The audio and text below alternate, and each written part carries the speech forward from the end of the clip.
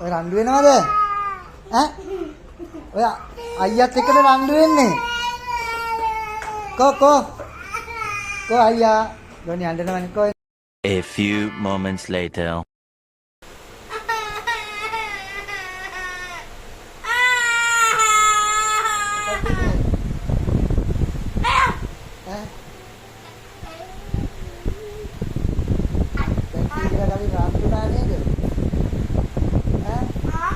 දැන් ටීචර් කලින් රණ්ඩුනා නේද දෙන්නව? ඈ? දැන් ඔය මොකද කරන්නේ? ඩොනි ඔය මොකද කරන්නේ අයියද? ඈ?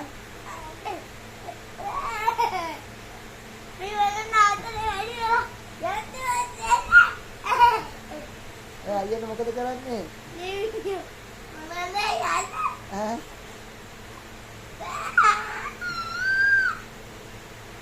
අයියට ආදරෙයිද? ඒක අයියත් එක්ක රණ්ඩු වෙන්නේ ඇයි? දෙල්ලන් ගන්නවද?